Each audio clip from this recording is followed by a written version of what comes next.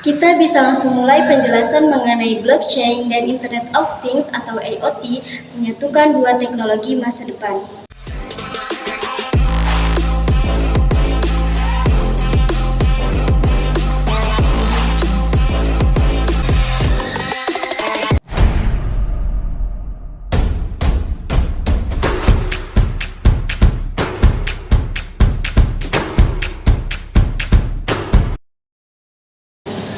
Aku akan membawa kalian ke dunia dua teknologi masa depan yang semakin mendominasi. Apakah kamu pernah membayangkan apa yang terjadi ketika kedua teknologi bertemu dan saling berkolaborasi? Bayangkanlah dunia di mana data dapat dikirim secara aman dan transparan melalui jaringan yang terhubung secara global, menghubungkan perangkat dan sistem tanpa batasan. Hello everyone, Maria here. So, dalam 25 menit ke depan, aku akan membantu kalian buat lebih paham apa itu blockchain dan Internet of Things atau IoT, menyatukan dua teknologi masa depan.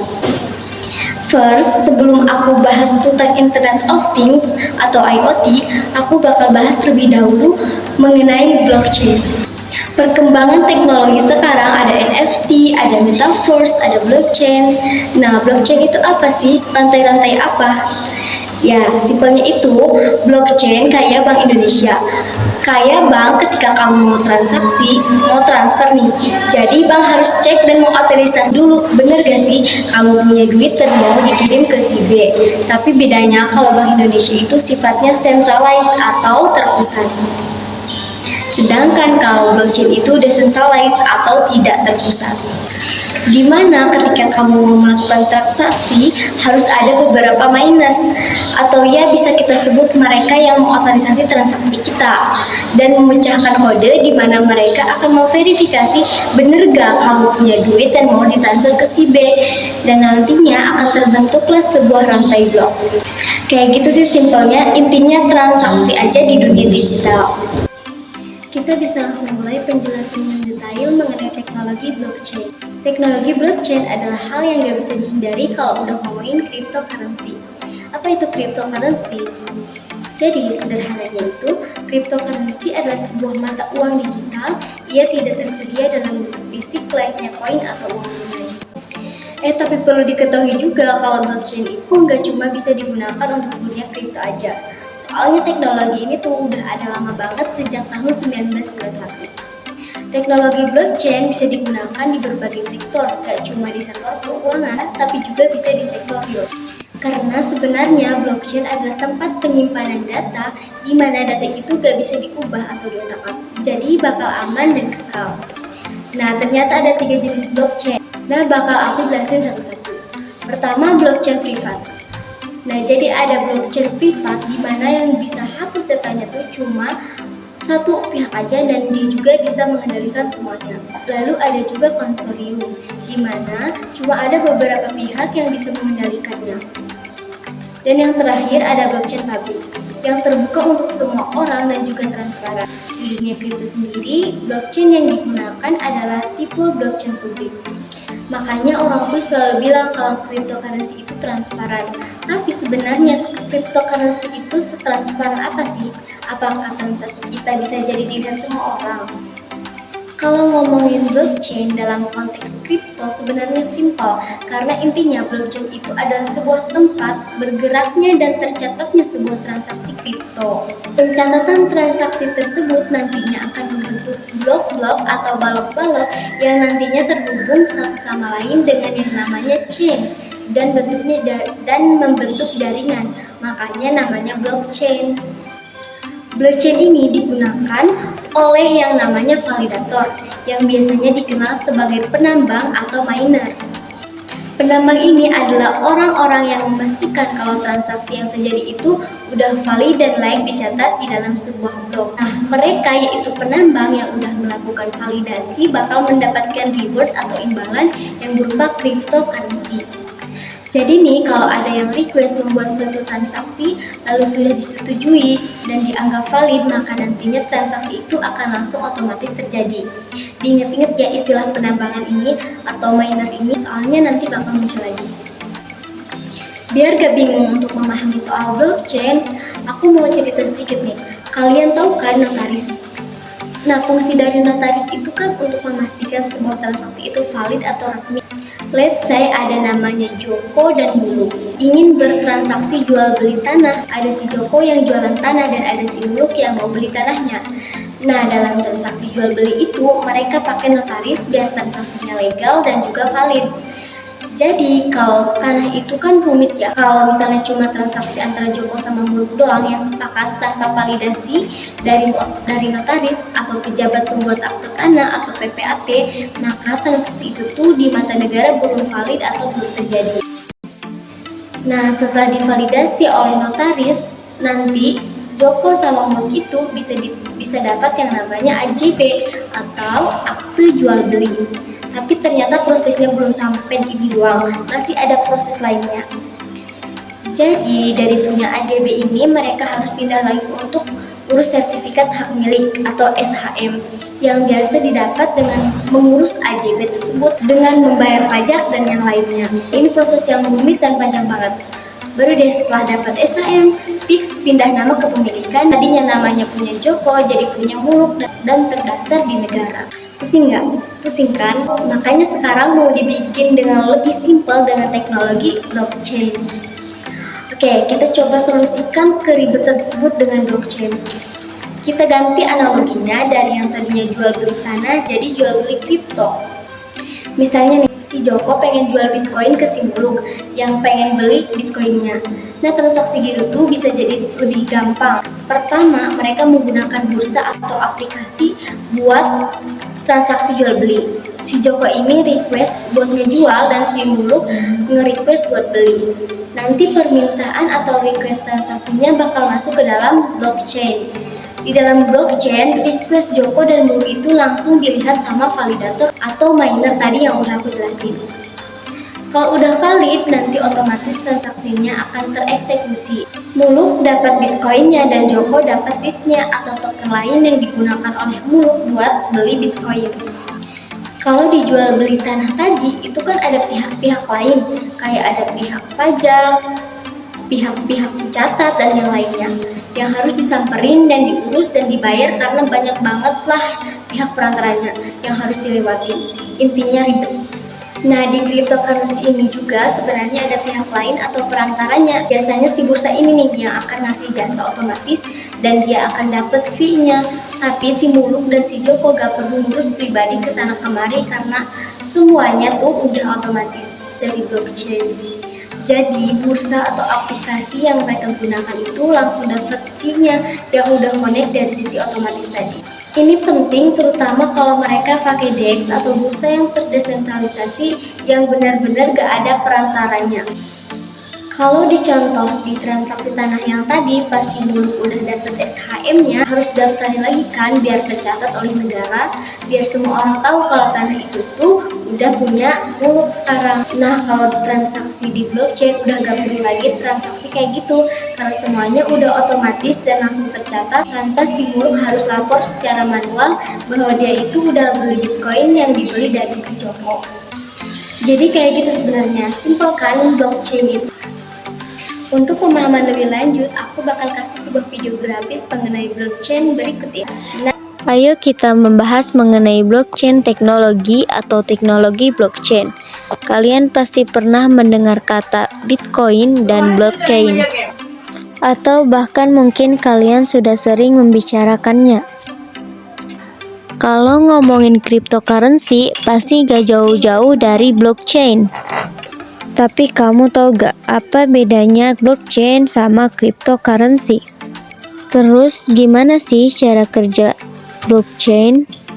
Blockchain adalah sistem yang menyimpan data transaksi mata uang digital. Sistem ini tidak dikelola oleh pihak ketiga seperti bank, melainkan dikelola oleh semua pengguna. Bayangkan ada 5 orang yang ingin bebas bertransaksi tanpa menggunakan bank atau pihak ketiga. Sebut saja Lia, Kea, Ima, Dea, dan Bila. Dengan kesepakatan bersama, mereka memiliki rincian akun mereka masing-masing tanpa harus mengetahui identitas orang lain. Bayangkan juga kalau mereka bergabung dalam sebuah grup WhatsApp untuk berkomunikasi satu sama lain. Yang mereka butuhkan adalah folder kosong, kertas, dan pena.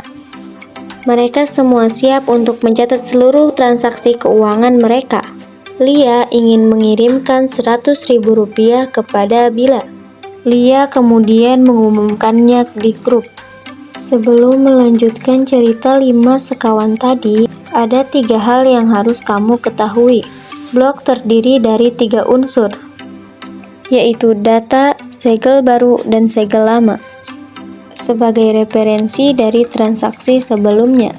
Proses pembuatan segel ini memerlukan sebuah mesin. Di sini disebut saja sebuah mesin segel. Nah, itu tadi video grafis mengenai blockchain. Second, kita bakal masuk ke bagian Internet of Things atau IoT.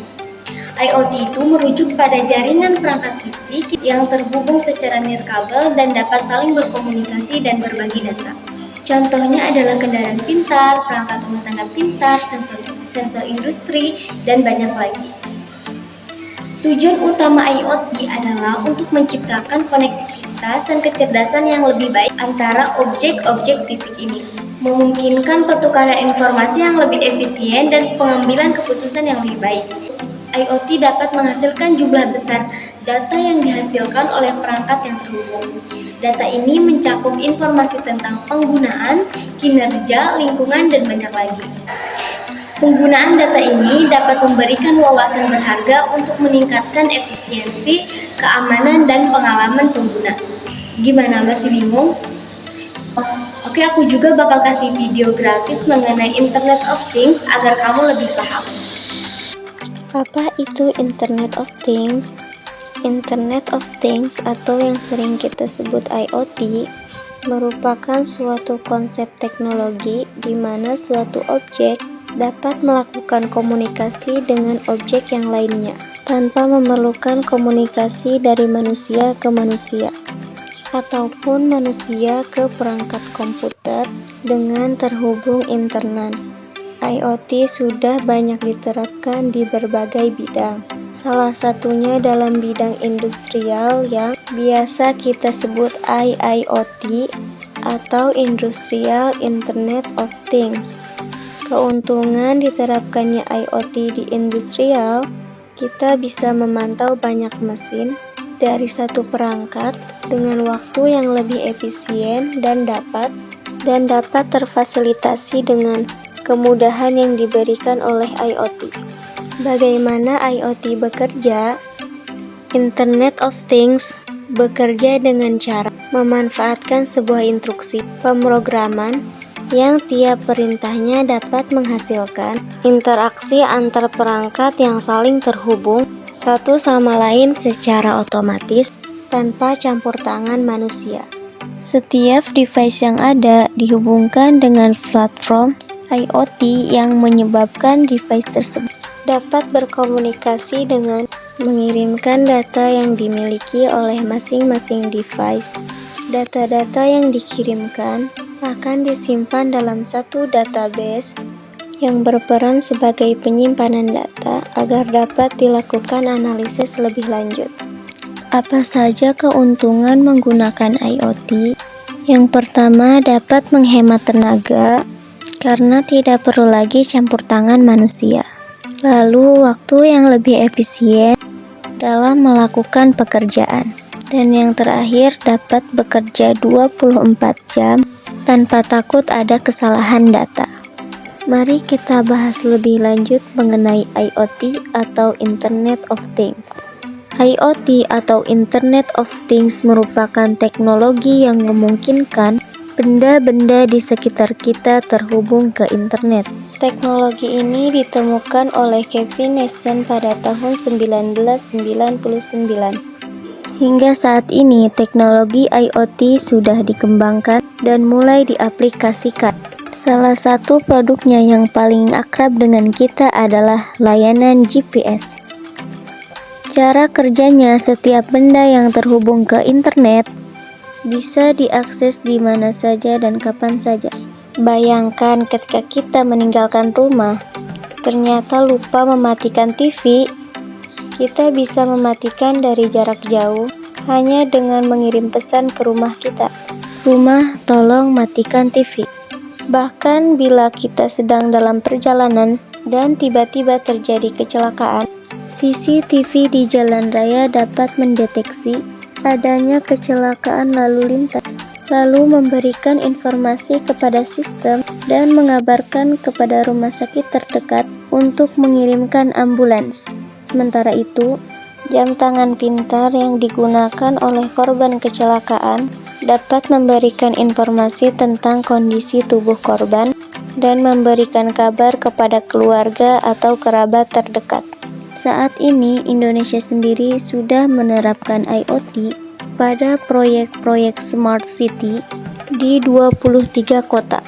Ada juga startup seperti Kiknesia yang menjadi wadah bagi developer IoT di Indonesia. Jadi, sangat mungkin suatu saat nanti di rumah kita muncul iklan-iklan dadakan atau bahkan meme tentang curhat sama tembok bisa benar-benar terjadi. Gimana, sudah mulai paham kan? Kalau begitu kita lanjut. Menyatukan blockchain dan Internet of Things atau IoT, tentu kita perlu tahu apa manfaatnya atau feedbacknya untuk kita. Dalam konteks IoT, penggunaan blockchain dapat memberikan beberapa manfaat tambahan. Yang pertama itu adalah keamanan. Blockchain dapat memberikan keamanan tambahan dalam jaringan IoT. Dengan menyimpan data sensor dan informasi transaksi dalam blockchain, dapat dihindari serangan peretasan atau manipulasi data. Informasi yang tercatat dalam blockchain sulit untuk diubah, sehingga memberikan integritas data yang lebih baik. Yang kedua, ada identitas dan autentikasi. Blockchain dapat digunakan untuk mengelola identitas dan autentikasi perangkat IoT. Dalam jaringan IoT, perangkat dapat menggunakan identitas digital mereka yang terdaftar dalam blockchain untuk berkomunikasi dan memvalidasi transaksi. Hal ini dapat membantu dalam membangun kepercayaan antara perangkat dan mencegah akses yang tidak sah. Yang ketiga, ada efisiensi transaksi. Blockchain dapat memfasilitasi transaksi otomatis dan aman antara perangkat IoT. Dalam kasus pembayaran antara perangkat atau pertukaran data sensor, blockchain dapat menghilangkan perantara dan mempercepat proses transaksi dengan menggunakan kontrak pintar atau smart contract. Jadi kayak gitu sebenarnya. Simpel kan blockchain dan Internet of Things itu? Nah, itu dia penjelasan yang lumayan panjang dari aku soal apa itu blockchain dan Internet of Things. Semoga video ini bisa bermanfaat buat kalian. Jangan lupa like dan share video ini dan juga subscribe sebanyak-banyaknya. Terima kasih.